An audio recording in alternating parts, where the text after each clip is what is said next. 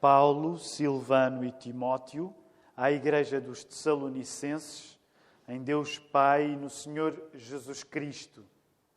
Graça e paz a vós outros. Damos sempre graças a Deus por todos vós, mencionando-vos em nossas orações e sem cessar recordando-nos diante do nosso Deus e Pai da operosidade da vossa fé, da abnegação do vosso amor e da firmeza da vossa esperança em nosso Senhor Jesus Cristo. Reconhecendo, irmãos amados de Deus, a vossa eleição, porque o nosso Evangelho não chegou até vós tão somente em palavra, mas sobretudo em poder, no Espírito Santo e em plena convicção, assim como sabeis ter sido o nosso procedimento entre vós e por amor de vós. Podemos olhar à nossa volta e saudar-nos uns aos outros da maneira menos física que conseguimos, mas é bom estarmos juntos nesta manhã. Podemos voltar a ficar sentados. Como o nosso diácono Hugo já partilhou, vamos ficar atentos em relação às informações que temos. Gostaríamos que o novo confinamento não nos obrigasse a termos de prescindir das reuniões presenciais. Não sabemos ainda como é que vai ser. Vamos pedir a Deus que possa ser assim, que daqui a uma semana possamos estar juntos, fisicamente, da mesma maneira que estamos hoje, mas temos de estar preparados para o caso disso poder não acontecer.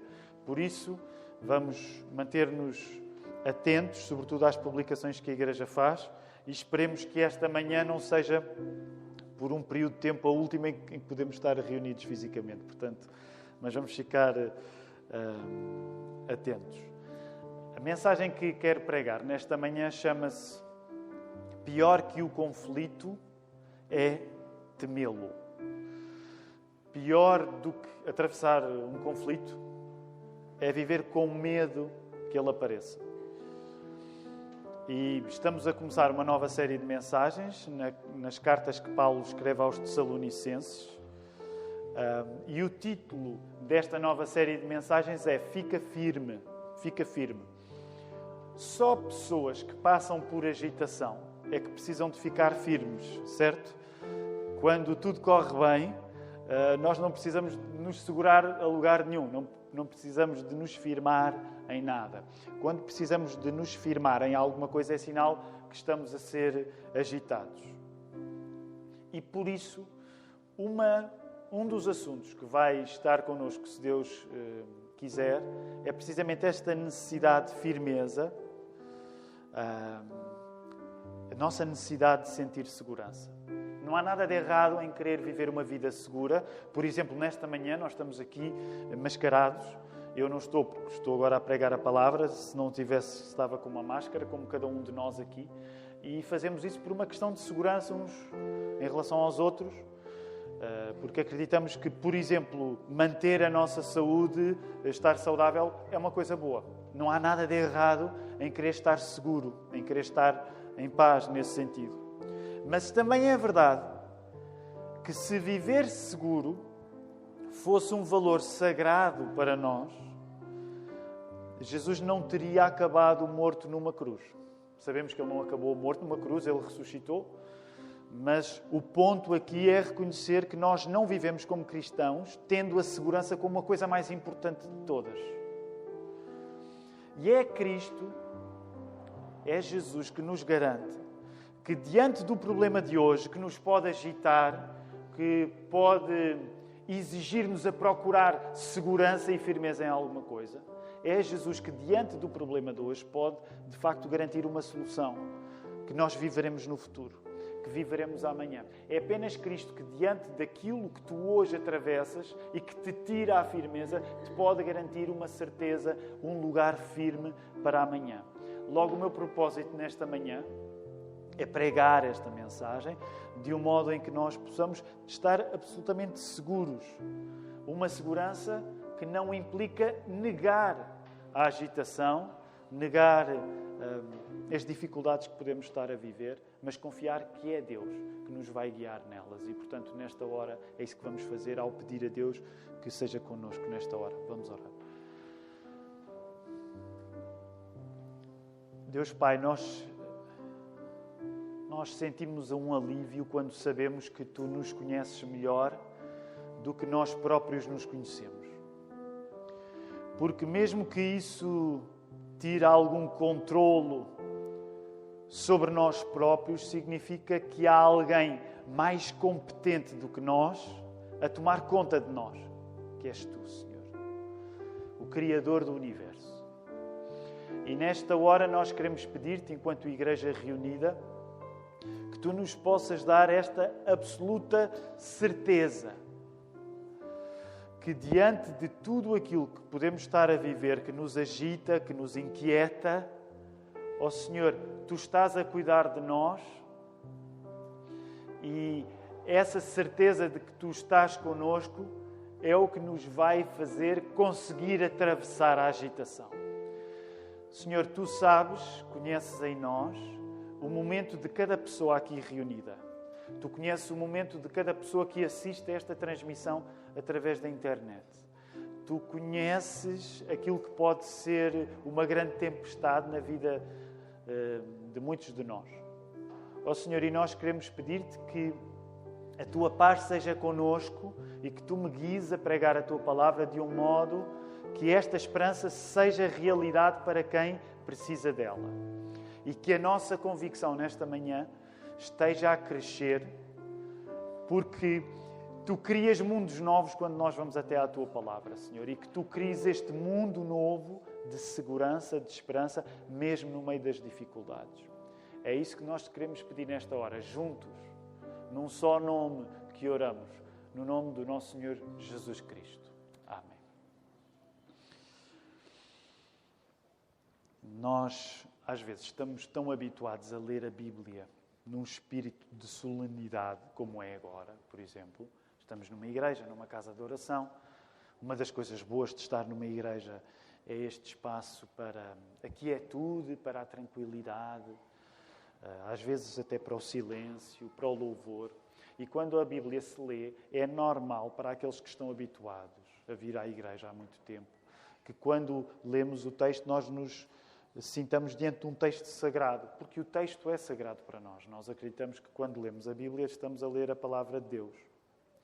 No entanto, uma coisa que acontece é que nos esquecemos que ao ler a Bíblia nós estamos a ler textos que, por exemplo, como este, nas cartas que Paulo escreveu aos Tessalonicenses, eram cartas.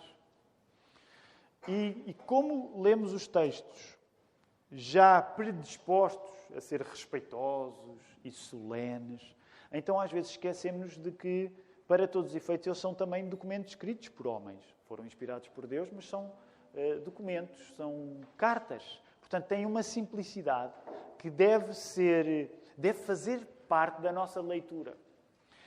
Isto quer dizer que, idealmente, nós hoje, começando uma nova série de mensagens sobre Tessalonicenses, que se chama Fica Firme, idealmente, se nós estamos a ler cartas, devíamos fazer aquilo que fazemos quando lemos qualquer carta. É verdade que nós somos uma geração que se começa a destreinar de cartas. Provavelmente hoje as cartas que nós recebemos são mais e-mails longos. Talvez ainda recebamos volta e meia uma outra carta. Mas uma das coisas que costumamos fazer quando recebemos um texto de alguém é ler o texto do início ao fim. Concordam comigo? Mesmo receberem um e-mail. Se for no meio do dia de trabalho e for um e-mail longo, nós podemos decidir, não vou ler agora, vou ler mais tarde. Mas, provavelmente, quando o lermos, vamos ler do início ao fim. Não dizemos à pessoa que nos escreveu um e-mail longo, olha, já li o primeiro parágrafo do teu e-mail, ou li as primeiras 2 ou 3 linhas. Nós, geralmente, vamos ler tudo. Não é? Vamos ler tudo. Já estão a ver onde é que eu quero chegar. Nós, idealmente, deveríamos ler as 2 cartas, de fio a pavio. Deixem-me dizer, essa era a prática da Igreja há 2000 anos.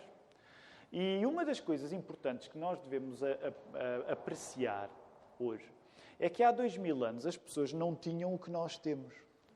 As pessoas não tinham o livro colecionando todos os livros da Bíblia num só.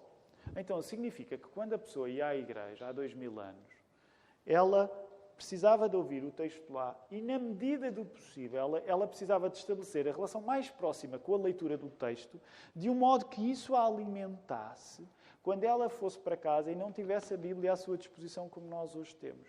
Daí que o costume nas igrejas, no início da era cristã, era precisamente que os livros fossem lidos na sua inteireza, de fio a pavio. Ora, aqui há uns anos, quando nós éramos uma igreja mais pequena,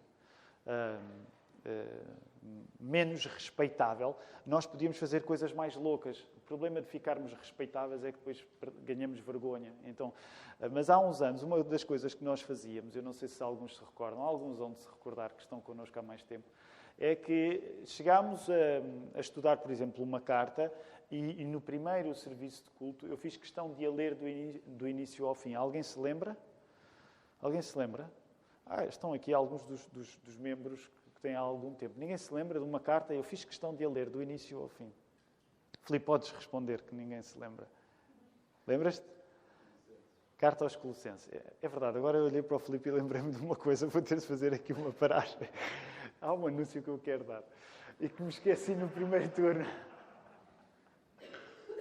E agora olhei para o Filipe. Há um anúncio que eu quero fazer. Desculpem, aqueles que estão lá em casa é um pretexto para virem para aqui, porque aqui é onde as coisas são realmente emocionantes. Eu tenho um anúncio para fazer em relação à família Sousa e vocês já estão mesmo a ver o anúncio que vai ser. Sabem, bem, eu não posso perder agora, mas vou fazer uma à parte rápido. Uma das coisas complicadas é que nós temos muito medo de ter filhos, no geral, temos medo de ter filhos. Então, e quando sabemos que os vamos ter, há um período de...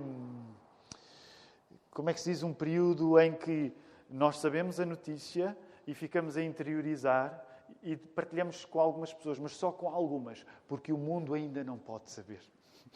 Porque se o mundo souber, o que é que poderá acontecer? Então, geralmente, como pastor, há um período em que eu sei que alguém está grávida, não é? Mas que ainda não podes dizer a ninguém. E então eu fico lá, cheio de alegria, mas a guardar, porque ainda temos de dizer a algumas pessoas especiais. Então, geralmente esse período às vezes pode até levar um mês. Aqueles que têm menos medo de ter filhos já não estão nessa. Okay? Quando fazem o exame, fotografam o WhatsApp, é logo para toda a gente. Que é onde a família Sousa já chegou. Então o Filipe, já estão a ver, não lhe podem dar um abraço por causa do coronavírus, mas o Filipe e a Rita esperam uma criança, e então esperam o quarto filho. E ele disse isto a meio da semana, só como ele já está noutra escala, aliás, eu fiquei um pouco chocado quando soube, porque eu estava convicto que só o pastor presidente nesta igreja que chegaria lá. E não, parece que não. Portanto, isso significa alguma coisa.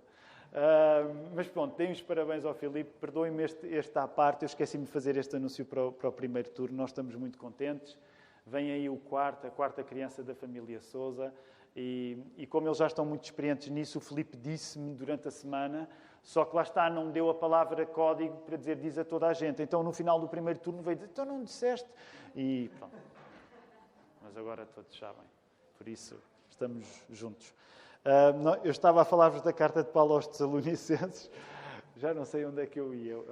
Alguém se recorda? Aqui há uns anos nós estudámos a carta de Paulo aos Colossenses e eu fiz questão de ler a carta toda. Eu não vou ler, fiquem descansados, eu não vou ler, não vamos ler agora as duas cartas, mas já agora eu gostava de vos fazer esta pergunta. Vocês têm ideia quanto tempo é que demora a ler se lermos as duas cartas? Também para desmistificar aqui a ideia de que não se pode gastar muito tempo a ler textos bíblicos num serviço de culto. Tem ideia quanto tempo levaria se eu lesse as duas cartas agora?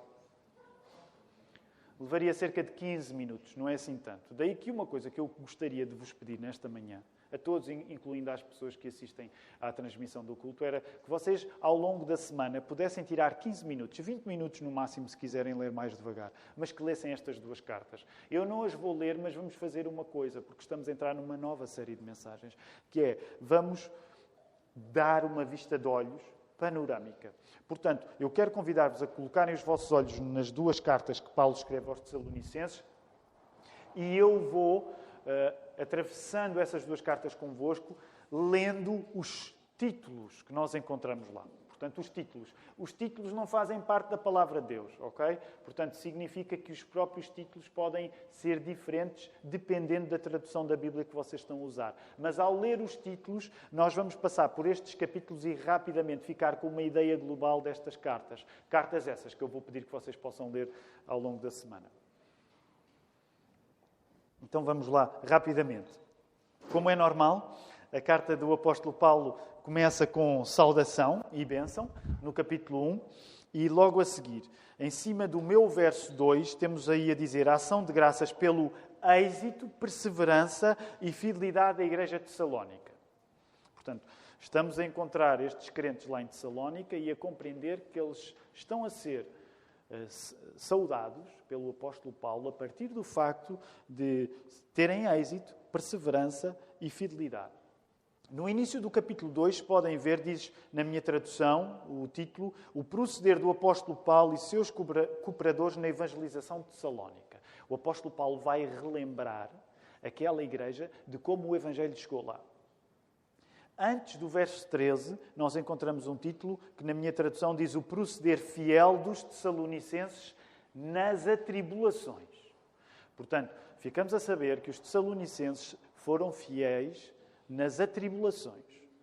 Antes do verso 17, o título da minha tradução diz assim, o interesse de Paulo pelos tessalonicenses. E nós vamos, quando lemos a carta toda, compreendemos que Paulo tem um tom intimista quando fala dos tessalonicenses. Ele não esconde até um orgulho santo que sente por aquela gente naquela igreja. O título que encontro no início do capítulo 3 é Paulo envia-lhes Timóteo as boas notícias trazidas por este ao apóstolo. Portanto, não é só a coisa boa de Timóteo ter ido aos Tessalonicenses, é as coisas boas que Timóteo trouxe para Paulo dos Tessalonicenses. Antes do verso 11, nós encontramos aí a oração de Paulo pelos Tessalonicenses. No início do capítulo 4, encontramos a exortação à prática de santidade. No verso 9, encontramos a exortação à prática do amor fraternal. No verso 13, encontramos a situação dos mortos em Cristo e a vinda do Senhor. E já vamos dar alguma atenção mais à frente a esta questão. A importância que é dada àquilo que estava a acontecer com os crentes que estavam a morrer. No início do capítulo 5, a vinda do Senhor é certa e repentina. Então, já estamos a entender que um dos ingredientes nestas duas cartas que o apóstolo Paulo escreve aos Tessalonicenses é o futuro, o que está para acontecer e o modo como isso marca a vida da igreja em Tessalónica. Logo no verso 4 do capítulo 5, a necessidade de vigilância. No verso 12, diversos preceitos. No verso 23, o voto do apóstolo. E finalmente no 25, saudação final e bênção. E vamos já para a segunda carta de Paulo aos Tessalonicenses, que não terá sido escrita muito tempo depois da primeira, que é mais breve. Começa com prefácio e saudação. Aí, acima do verso 3, as ações de graça pela fé manifestada pelos Tessalonicenses. Portanto, o tom elogioso de Paulo continua em relação à fé dos Tessalonicenses. No início do capítulo 2, a vinda do Senhor, a revelação da apostasia, o homem da iniquidade. Novamente, temos o assunto do futuro, as coisas que estão por vir a aparecer. No início do verso 7 do capítulo 2, o caráter do homem da iniquidade e a sua derrota. Continuamos a falar de coisas do futuro. No início do verso 13, as ações de graça, exortação à firmeza na fé e à prática da doutrina apostólica. No início do capítulo 3, Paulo pede as orações dos Tessalonicenses. No início do verso 6, a exortação à prática de vários deveres cristãos, pessoais, sociais e coletivos. Então significa que nestas duas cartas há vários assuntos. Há os assuntos que se relacionam, por exemplo, por causa das preocupações que a Igreja tem acerca do futuro, mas não julguem que isto fica só a pensar no Apocalipse, naquilo que está por vir. Compreender estas coisas significa a vida prática, na família, na profissão, nos nossos deveres como cidadãos. Então são duas cartas nesse sentido muito completas. E finalmente, saudação final e bênção. Interessa-nos, por isso, com as duas cartas abertas, hoje estamos apenas a entrar, aliás, lemos os primeiros 5 versos, mas eu nem sequer me vou situar nos primeiros 5 versos, estou hoje a pregar um sermão que é panorâmico, acerca das duas cartas, e interessa-nos fazer ainda um bocadinho mais de contexto geral e assumir um tom nestas duas cartas para construirmos a expectativa certa para este estudo que vamos fazer enquanto igreja. Não sei se recordam, há um ano nós estávamos a estudar outro livro do Novo Testamento. Qual era o livro que nós estávamos a estudar há um ano? Era o livro dos... Há um ano. Força. Eu espero. Há um ano, vá lá. Atos dos Apóstolos, isso. Não sei se se recordam, quando nós chegamos ao capítulo 17, que é um capítulo que geralmente é conhecido pela chegada de Paulo a Atenas, na Grécia, mas ainda no terreno da Grécia, antes disso, ele passa por 2 igrejas. Não precisam de abrir, mas ele passa por 2 igrejas, 2 cidades. Tessalónica, cá estamos nós, e Bereia. E nas 2 cidades, Paulo tinha pregado nas sinagogas. A sinagoga é o lugar onde adora quem? Quem é que adora na sinagoga? Um budista, um hindu? Quem é que adora na sinagoga? Só para arrumarmos as ideias, são os judeus. Portanto, o que é que o apóstolo Paulo fazia? Ele chegava às cidades do mundo mediterrâneo e o primeiro lugar onde ele ia pregar era no lugar onde os judeus se reuniam. Então ele foi às sinagogas e prega nessas 2 cidades. E quando o apóstolo Paulo chega, ele prega a partir do facto de que o Messias precisava de sofrer e ressuscitar dos mortos. Nós encontramos isso no verso 3 do capítulo 17 de Atos. Jesus precisava de morrer e ressuscitar dos mortos. Lembram-se a semana passada, acerca de João 1, um texto diferente, partilhei convosco que quando Jesus falava que precisava de morrer e ressuscitar, essa era uma mensagem difícil para os seus próprios discípulos. Tempos depois, quando o apóstolo Paulo prega que Jesus precisava de morrer e ressuscitar, essa continuava a ser uma mensagem difícil para as pessoas na sinagoga. Quero que consideres isto também, em 2021. Ainda hoje, quando eu, ao pregar o Evangelho, tenho de falar em sofrimento e ressurreição, essa continua a ser uma mensagem difícil para nós ouvirmos. A mensagem da ressurreição pode até ser, quando nós ouvimos só falar em ressurreição, pode ser agradável e imediatamente positiva. Mas quando nós ouvimos falar de uma fé cristã que fala em sofrimento e ressurreição, isso era difícil há 2000 anos e continua a ser difícil hoje. O que é que aconteceu, tendo em conta que é difícil ouvir falar em sofrimento e ressurreição, quando o apóstolo Paulo estava lá em Tessalónica? A reação que Paulo obteve naquela cidade foi de tal modo que eles nem sequer quiseram argumentar com Paulo. Não foi a argumentação que lhe deram, foi a agressão. Eles quiseram agredir o apóstolo Paulo. Foi a partir desta ênfase no assunto do sofrimento e da ressurreição que esta igreja nasceu. Portanto, foi a partir de ser claro o apóstolo Paulo falar na necessidade que Jesus Cristo tinha de sofrer e ressuscitar, que se suscitou uma reação, o que significa que os cristãos que nasceram em Tessalónica, quando se tornaram cristãos, não se tornaram cristãos porque quando o evangelista lá pregou, naquele caso Paulo, as pessoas gostaram de o ouvir. A igreja de Tessalónica não nasce de uma maravilhosa campanha de evangelização. A igreja de Tessalónica nasce de uma experiência em que quem vai pregar a mensagem de Jesus pagou logo o preço por causa disso, o que significa que os crentes que se estão a tornar crentes em Tessalónica sabem o que é pagar o preço. Não é por isso de estranhar que quando nós lemos estas 2 cartas se topa um estatuto quase heroico dos tessalonicenses, que deixa Paulo cheio de orgulho. Parafraseando, vocês notam esse tom nas palavras de Paulo, que é: vocês são um exemplo, não somente para mim, como para todas as pessoas que já ouviram falar da vossa fé. E permitam-me estabelecer uma analogia rápida com o momento que nós costumamos dedicar mencionando em oração a igreja perseguida. Porque, geralmente, quando nós vemos os motivos da igreja perseguida, uma das coisas que sentimos é precisamente o contraste entre a fé de irmãos nossos, que vivem circunstâncias muito difíceis, e nós que não atravessamos essas circunstâncias difíceis. E sejam sinceros, qual é a nossa tendência? É pensarmos neles como alguém que nos dá lições. Certo? Nós pensamos, uau, esta gente sabe na pele o que é ter fé no meio de confronto. Por isso mesmo, hoje, ao entrar no estudo da carta de Paulo aos Tessalonicenses, uma das coisas que eu vos quero dizer é: uau, os Tessalonicenses, gente incrível. Esta é uma apresentação aos Tessalonicenses. Nós rapidamente passamos a admirá-los.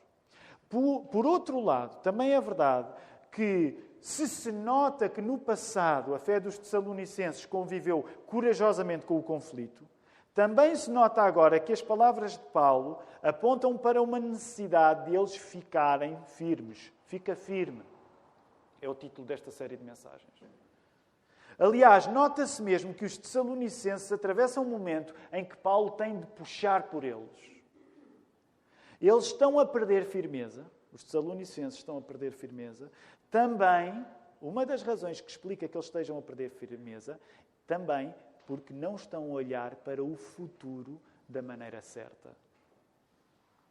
Por exemplo, e já que têm a Bíblia aberta, folheiem lá só para verem como é que isto está a acontecer. Verso 4, primeira carta aos Tessalonicenses 4, 13, por exemplo.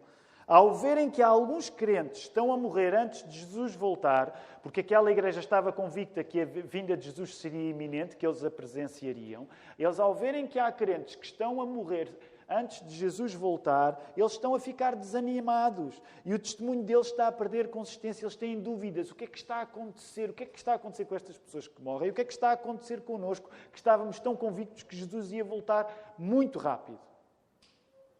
E essa falta de consistência, vejam bem, essa falta de consistência que eles começam a sentir, vai ao ponto de se tornar até passividade e preguiça.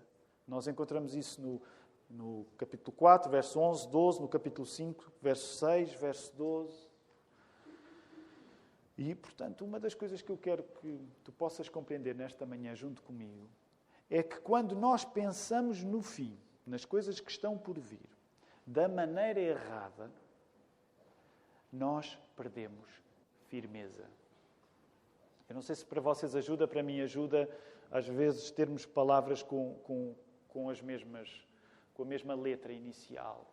Quando a tua fé perde firmeza, geralmente, associada à nossa perda de firmeza, está uma visão errada acerca do futuro. Se tu tiveres uma imagem errada acerca do futuro, a tua fé perde firmeza. Tudo com Fs. A mim ajuda-me a fixar estas coisas. E esse é um dos problemas que estava a acontecer. E ainda até ao ponto, vejam bem, que uma igreja que logo nos primeiros versos desta carta, voltem a olhar para o vosso 3, uma igreja que era elogiada pela operosidade da vossa fé. O que é operosidade da vossa fé? Não é? É uma igreja, é uma fé que vai à ópera. É uma fé que vai à obra. É uma fé palpável. Não é uma fé de pessoas que é só palavra, no sentido de palavra, abstração. Não, é uma fé de gente que coloca aquilo em prática. Esta mesma igreja, vejam bem o percurso que está a fazer, esta mesma igreja, como não está a ter uma visão correta do futuro, está a perder firmeza. Ora, nós aqui há uns anos, hoje não é o intuito da minha mensagem, nós aqui há uns anos falámos acerca de preguiça. Aliás, deu um livro e tudo. E uma das coisas que eu hoje quero dizer para que tu possas refletir sobre isso, porque muitos de nós somos tentados pela preguiça, eu sou um deles, é que muitas vezes uma das coisas que nos conduz à passividade e à preguiça é precisamente nós não termos a visão certa daquilo que Deus nos garantiu que vai acontecer no futuro. Permitam-me fazer uma ligação até com o momento que estamos a viver agora. Reparem, uma das coisas tremendas do momento que nós estamos a viver é que, como de repente, uma vez mais, depois de 2020, parece que as coisas vão mudar e nós não sabemos bem o que vai acontecer, a nossa tendência é desanimar diante disso e nem sequer criar grandes expectativas em relação à nossa vida. Certo? Porquê? Porque se eu não sei bem o que me vai acontecer, apesar de aquilo que me vai acontecer está só no futuro, já está a prejudicar o meu presente, eu já estou a desanimar. Por isso mesmo, uma das coisas que tenho para vos pregar nesta manhã, fica firme, independentemente do confinamento, independentemente da circunstância que estejas a viver. Fica firme, tenha a visão certa acerca do futuro. Eu, como pregador do Evangelho, eu não tenho o futuro para te garantir, no sentido em que eu não sei o que é que vai acontecer na quinta-feira. Eu nem sequer sei o que é que vai acontecer daqui a 5 minutos. Mas a nossa esperança não está em nós prevermos os acontecimentos nessa medida de vidente, mas em nós termos a certeza daquilo que Jesus Cristo nos garante. E é daí que vem a nossa esperança. Esta série de mensagens quer corrigir a nossa eventual falta de firmeza com uma noção clara do futuro que a Bíblia nos garante. O nosso estudo das cartas aos Tessalonicenses chama-se por isso Fica Firme, porque quer corrigir a nossa confiança em quando tudo é paz e segurança. E sabem, esta é uma pequena ironia que eu gostava que nós, enquanto igreja, pudéssemos descobrir com a palavra aberta. Quando nós contamos com paz e segurança, quando nós não somos vigilantes, quando nós fazemos das circunstâncias nos correrem bem a nossa segurança, ironicamente, isso é o antídoto para nós não vivermos em paz. Onde é que eu quero chegar? Se tu vives confiante, porque amanhã o teu dia vai ser seguro, então tu não vais ter segurança. O paradoxo é precisamente este. Tu não precisarias de ficar firme se o que estivesse em causa fosse a garantia de que tu, como cristão, não teres de atravessar conflitos. Quando nós temos um conselho a ser dado do início da primeira carta até ao final da segunda carta, que Paulo escreve aos Tessalonicenses, a dizer, fica firme, quando nós temos esse conselho, é porque, naturalmente, é preciso ficar firme porque nós estamos a passar por alguma agitação. Quem não passa por agitação não precisa de ficar firme. E agora pensa nas próprias circunstâncias da tua vida, até em circunstâncias onde precisaste de agarrar alguma coisa. Ou num carro precisaste de agarrar alguma coisa, ou num avião precisaste de agarrar alguma coisa, ou num barco. Para mim, eu lembro-me sempre, já partilhei isto com algumas pessoas, eu não gosto de andar de avião, mas a minha pior experiência de ter de ficar firme, é perto de onde o Rodolfo vem, eu tive a má ideia de ir às Berlengas. Foi horroroso. Um lugar maravilhoso, a viagem é horrorosa. Eles primeiro distribuem sacos de enjoo. O pessoal fica a olhar para aquilo. E depois há uma altura, ali a meio da viagem, onde toda a gente se torna religiosa e começa cada um a orar ao seu Deus, porque é muito turbulenta, não é? E quando nós passamos, de facto, nós precisamos mesmo de nos agarrar. E o que a Bíblia está a dizer é, sim, tu vais precisar de agarrar a alguma coisa, porque aquilo que está à tua espera não é uma navegação fácil, não é uma navegação simples. E nenhum de nós quer fazer equivaler fé a masoquismo. Muitas vezes eu vos repito isto. Nenhum de nós tem um prazer especial em passar por circunstâncias difíceis. Eu não tenho. Eu não me importava nada de ter um futuro tranquilo pela frente. Mas não é isso que a palavra de Deus me diz. Não é para isso que a palavra de Deus me prepara. Logo, a palavra de Deus, nesta manhã, atreve-se a sugerir-nos isto. Pior do que tu enfrentares um conflito é tu viveres aterrorizado com medo deles. O que a Bíblia está a dizer é mesmo, prepara-te. Porque se a mensagem que nós temos, que transformou a nossa vida, é de sofrimento e ressurreição, prepara-te. Nós temos a garantia da ressurreição. Isso é o mais importante. Mas prepara-te. A viagem vai chocalhar-te, vai agitar-te. E é aqui que temos de terminar colocando a nossa esperança. Nós podemos estar seguros de que a viagem vai ser concretizada, não porque vamos arranjar maneira de ter um talento especial em nos agarrarmos a alguma coisa. nosso fundamento não é esse. Nós podemos ter a segurança que no meio de circunstâncias difíceis, nós não seremos vencidos por essas circunstâncias difíceis, porque Jesus encarnou o princípio. Jesus deu-se na cruz, à pior circunstância de todas, à circunstância mais agitada de todas, para no final, pela sua morte, pela sua ressurreição, nós termos a garantia de que está cumprido. A partir do poder que foi manifestado na morte e ressurreição de Jesus, não há qualquer outra tormenta, qualquer outra agitação que ganhe sobre aqueles que foram adotados por este poder do Filho de Deus. Portanto, nesta hora, no início deste ano, diante de circunstâncias, mais uma vez desafiadoras, uma coisa que eu te quero dizer: fica firme, agarra-te a Cristo, fica firme. A viagem não vai ser fácil, mas fica firme. Por causa de Jesus, tu podes confiar. Gostava de vos convidar, vamos ficar de pé, vamos terminar o nosso culto.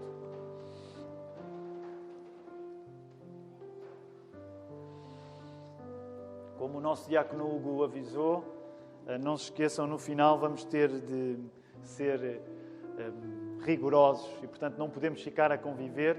Assim que a portaria nos indique que podemos sair, então vamos fazê-lo e encaminhar-nos para nossas casas. Vamos orar. Ó Senhor, nenhum de nós tem vivido sem agitação e sem problemas. E muitas vezes a nossa maior sinceridade é perguntar-te: ó Senhor, até quando? Até quando é que temos de viver uma vida tão marcada por dificuldades, por agitação, por tempestades? Ó Senhor, porque é que não levas isso da nossa vida? Porque é que não és misericordioso connosco ao ponto de nos garantir uma vida sem problemas? Ó Senhor, abre os nossos ouvidos para a Tua Palavra, para podermos aceitar com coragem aquilo que Tu nos dizes. Nós queremos estudar estas cartas e gostaríamos de ser como os Tessalonicenses, elogiados pela resistência ao confronto.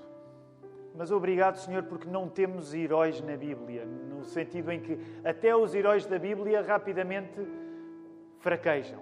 Até os Tessalonicenses, nascidos no meio do conflito, eles próprios fraquejaram e nós fraquejamos como eles fraquejaram. Ajuda-nos, Senhor, dá-nos a fé de que precisamos, ao ponto de podermos, durante esta semana, confiar em Ti para termos a Tua esperança na nossa casa, sozinhos, no nosso emprego, junto de todos aqueles que nos cercam, sobretudo daqueles que não Te conhecem. E que nós possamos ser um elemento dessa esperança. É o que Te queremos pedir nesta hora. Recebam a bênção do Senhor. Que a graça do Senhor Jesus Cristo, o amor de Deus Pai e a comunhão do Espírito Santo sejam com todos vós, agora e para sempre. Amém. Podemos ficar sentados, queridos irmãos.